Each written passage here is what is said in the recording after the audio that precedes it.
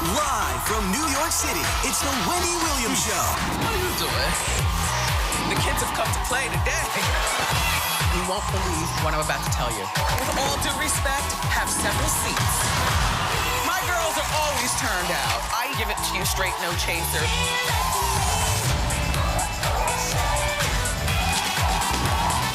Now, here's Wendy.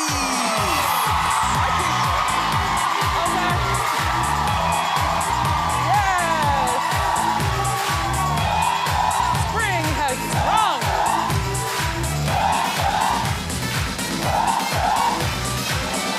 Thank you for watching our show.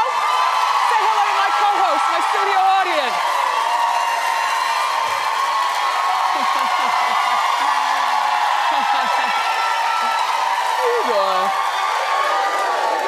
I'm doing great today. Let's get started. It's time for...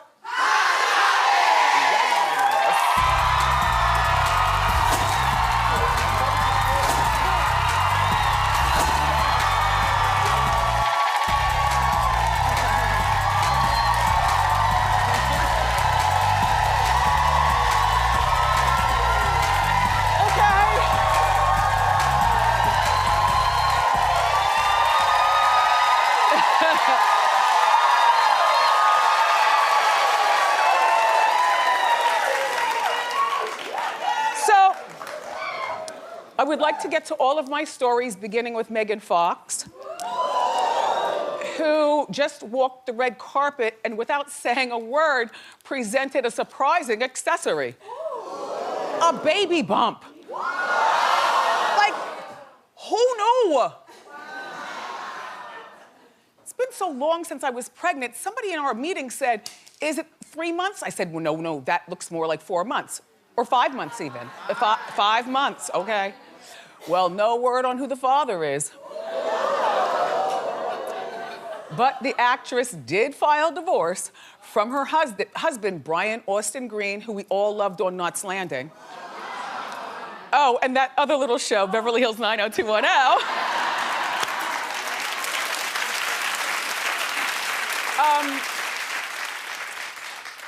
The weird thing is that they filed about 5 or 8 months ago. Oh, 8 months ago. So if the baby is 5 months old, you know, in her bum, then who's the father? Because he's asking for spousal support because he says he can't work because he's got vertigo. Well, now,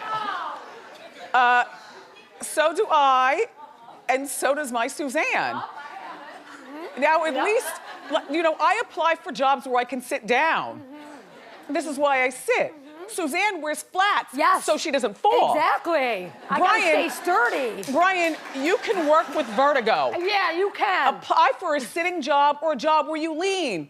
You know, like, welcome to Radio Shack. What can I help you? And you're leaning on the counter or something. Like, Brian, you've got two, I don't know either one of these two people. All I'm saying is that secretly as a woman, it does piss me off when men want spousal support. Yes. I know we have to get over this, but it makes me even more pissed because he was in a bad car accident, and that's when vertigo kicked in. But still, with vertigo, you could still do something to support yourself and your 2 children that you have by Megan Fox. I wouldn't blame her if by chance after she, you know, announced the divorce that she went along on a lot of dates with men who work. And is now pregnant with the oops baby. However, there's a whole nother side to the story. Are you ready? Yes. They're still living together. And you know how it gets. You know, you fight, you file for divorce, but you see those 2 kids that you've just put in bed, and it's the 2 of you, and then it's after midnight, and the Pinot Grigio starts flowing, and all you need is the comfort of a man. Right? So, I guess the divorce is still on, but this pregnancy, actually, if you think about it, could make the divorce even easier because he's not gonna be screaming and yelling at her because no one wants to agitate the bun in the oven. And even though we get all hormonal when we're pregnant, you know, she'll probably do her best to try to keep screaming and yelling down. And then they'll just happily divorce, and I guess we'll find out who the baby's father is once the DNA test is done, once she has the baby. Anyway, good luck, Megan. Good luck, Brian.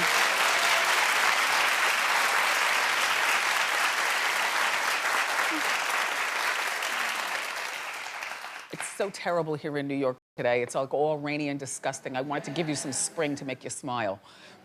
Anyway, thank you. Listen, Ciara, you know you're my girl, but you win. So stop with the shade. Like, you win. You got baby Future. You've got Russell, who's gotten better and better looking since you've been with him. Just saying. But Ciara can't stop throwing shade at Future, and it's not becoming. Ciara appeared on with Ludacris on Good Morning America. By the way, she looks everything. How good. So, she was on Good Morning America with Ludacris to announce the Billboard Award nominations. And when it came time to announce Future's name, you know, her baby's father, soon-to-be ex-husband, they're still married? They were never married? No, just engaged. Oh, modern times. I'm just so confused. Anyway, she refused to say Future's name, and it was a subtle shade, but take a look. Top rap artists are Drake, Fetty Wap, Future, Wiz Khalifa, and Silento. yeah.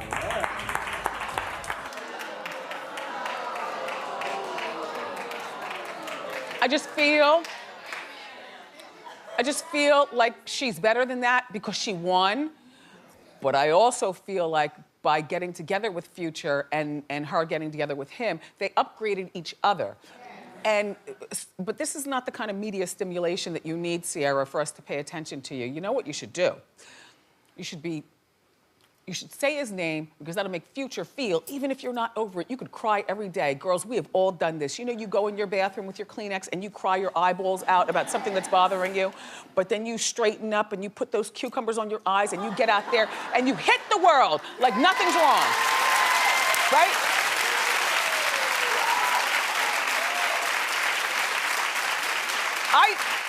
I just want to be encouraging of Ciara to understand that she wins. Now, you know how you could win even more? Is if you focus on getting in the studio and making some music. And also, unfortunately, Ciara, you're never going to be able to avoid saying the word Future because that's your son's age. That's the problem when we have juniors in our family. Like my father and my brother, you know, same name. My husband and my son, same name. If anything happened, I'd probably just change his name to KJ instead of calling him Kevin. You know, our kid. Oh, forget. Anyway, Ciara, say Future's name and say it with dignity, and then you go in the bathroom and cry like the rest of us girls. It's okay, girl.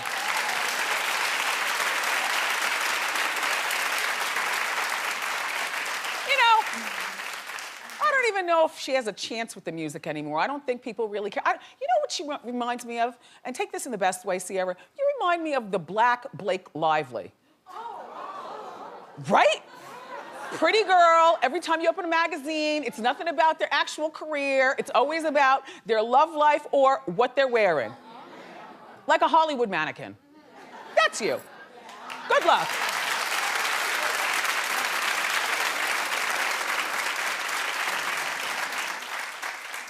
It seems like there's new Trump news every day, so we've been forced to create our very own Trump tracker. Hit it.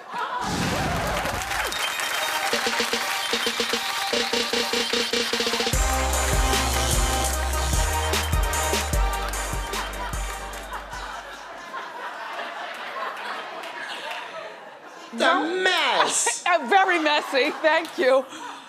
Weren't you shocked to hear that his own kids, two of them, won't be able to vote for him? Like, I was floored. Ivanka and Eric, they won't be able to vote for him in the primary next week. Well,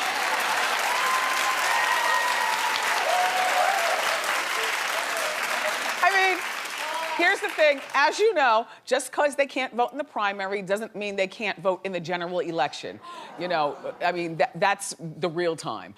But, you know, they didn't register to vote in time because they were unaware of the rules. Well, here's the thing. When your dad is running for president, now take what you feel about him out of this, everybody. I'm just talking about when your dad is running for president, don't you think it's appropriate for him to call a family meeting once a week at the dining room table? Like, honestly.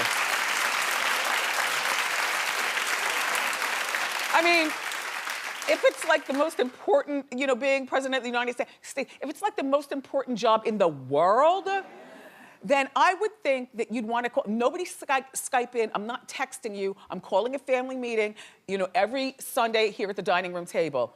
And we're gonna have my political team explain to you all what's wrong, what's right, what you need to do. Not in terms of me, Donald, but in terms of you, the family. Or all you kids register, you know what I'm saying? That whole bit. I just, like, what the hell happened? And by the way, as much as I like Melania Trump as a woman, she's been here before and a gorgeous woman, but I think that she's hurting him more than helping him. Between the way she speaks and the way she looks, she is so beautiful that when you act, I just, almost, it's like distracting. Do you know what I mean? Like, we need a nice looking woman to be first lady, but not a distracting beauty. It's just, it's clap if you think it's helping him to have her talk. Okay. That's why we put you in the back row, sir. No, please. Hi, welcome to the show. Hi, yes. I don't even think you want him to win. I don't even think he wants to win. You know, honestly, I think that this is a bad joke that has gone too far. And,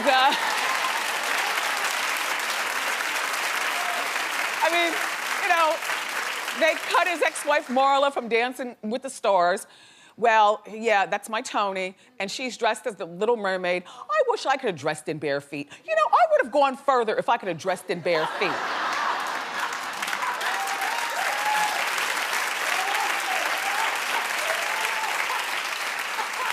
And she was a good dancer. I think they cut her because, you know, that's their link to cutting Trump. I don't know.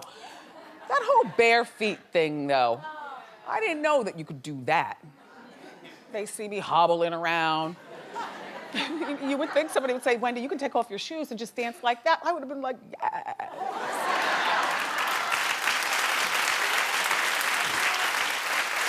So anyway, this Kylie Jenner, right? So here, we're about to talk, Mr. Trump. We're about to talk about wigs.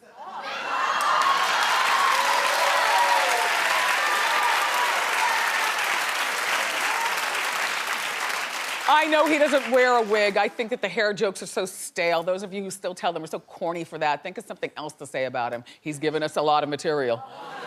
Okay, so Kylie Jenner is taking credit for something that she definitely didn't start, wearing wigs. I didn't start it either. But here's what she says. She goes, stupid young girl. She goes, hold on.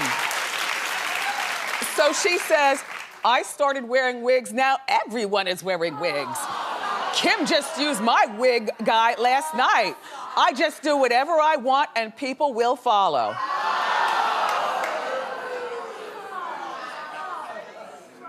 Really? Well, I've got receipts. And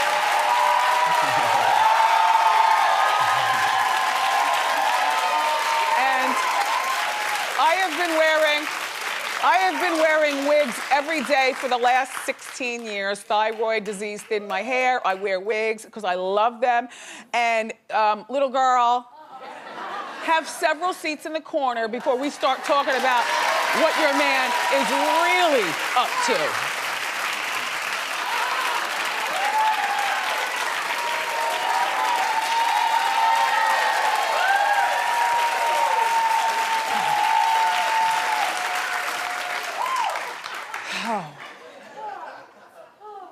Iggy, I wouldn't have said anything. I wouldn't have said one word. So this Iggy Azalea, you know, she and her fiancé, Nick Young, pretty. An odd beauty, which is the best kind of beauty, you know what I'm saying? Dead-on beauty sometimes is really corny. You like to squint at somebody and say, oh my gosh, an odd beauty. Anyway, so remember her fiancé, the basketball player Nick Young, was caught on video admitting that he cheated on her. Well, Iggy went on the radio and revealed that she's given him a second chance. But he better not cheat again. And take a look at this and then we'll continue. No, I'm not cool with it. Like, you will have half a penis. Okay, now we not cutting off stuff now. I mean, like, I already said, I was like, one more video, just one more thing, and you will lose a quarter of your meat. But you have no idea if it was even true. Well, that's why he got to slide this time. Yeah. Okay. I was like, just let me get some real evidence, and you're gonna lose half an inch.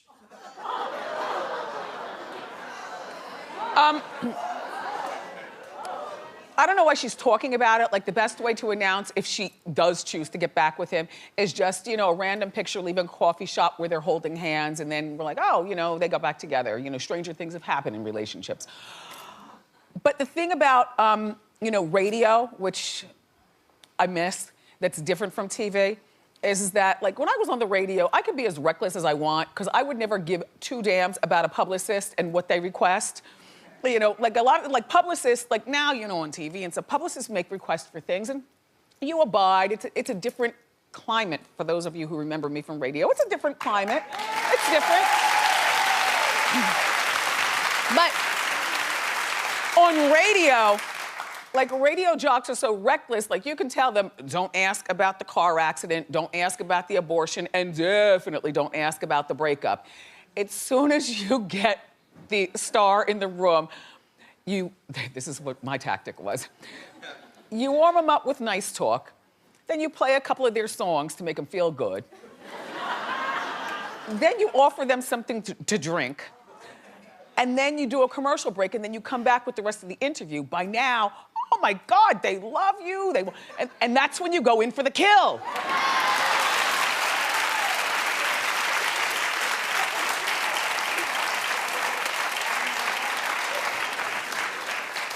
Oh, radio. Those were the good old days. Anyway.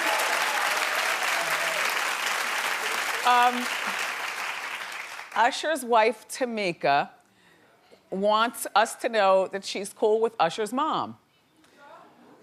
Now, I don't really understand what the big deal is. You know, if you've got an ex-mother-in-law and you've had kids with, you know, her son, you gotta make it cool. That's not a big revelation.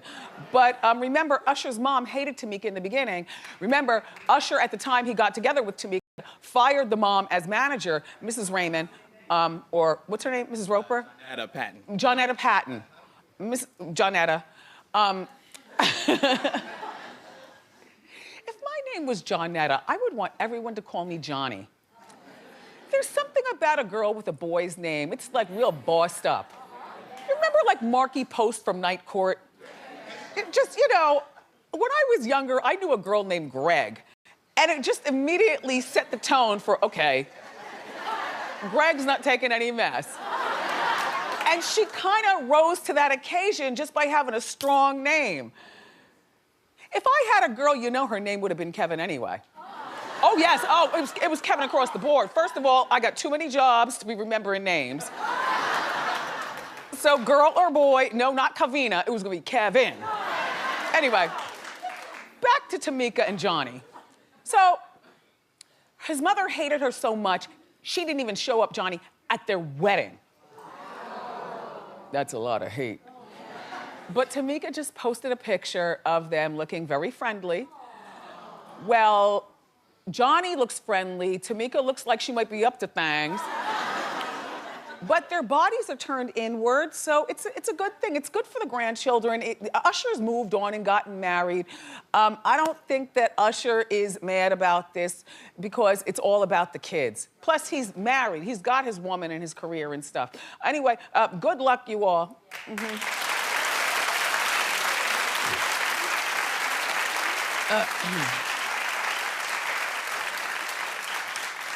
Vanessa Hudgens she's 27, has a little sister, Stella, and Stella is 20. They're 7 years apart, but they look just like twins. It's our hot shot of the day. Hit it.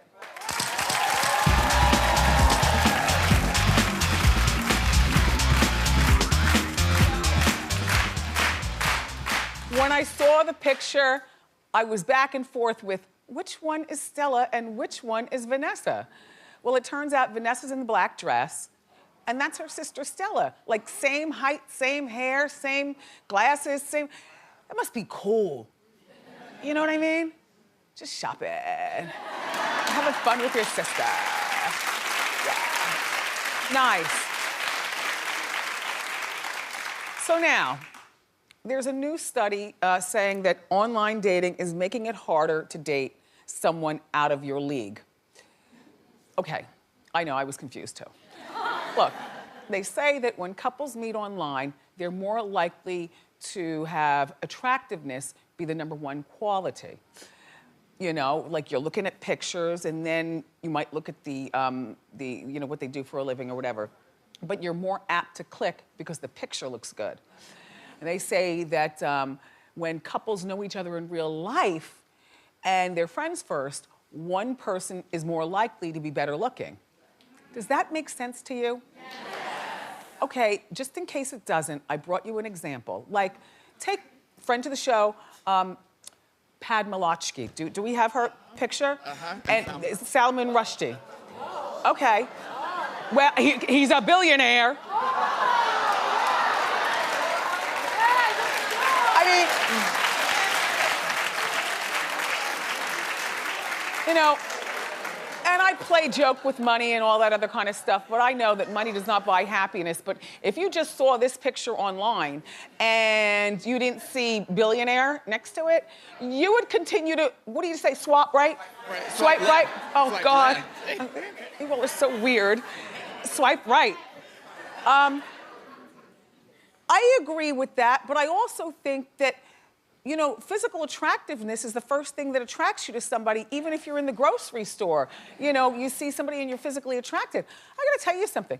And I find nothing wrong with online dating, so don't make this scare you, but just be aware that, you know, you need to have your search for your partner online, but also in real life. I'll tell you, friend to the show, Tatiana Ali, recently got engaged.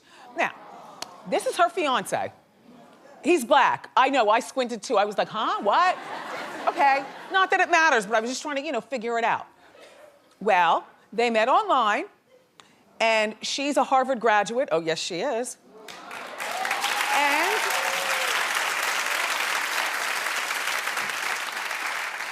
And he's no slouch. He's a Stanford professor. Yes. Dr. Raspberry is proficient in African American studies. And they met online, and it's a beautiful thing. But you know, physical attractiveness is, you know, it's something that I think we all go for. But to me, after you're with somebody for 5 years, you know, you love them for so much more than what's on the outside. I mean, it doesn't mean that you should let yourself go, but there's just so much more. You know, the thinking person, you love somebody for so much more than what they look like, although don't let your looks slip, because you could be fired. Anyway, thank you.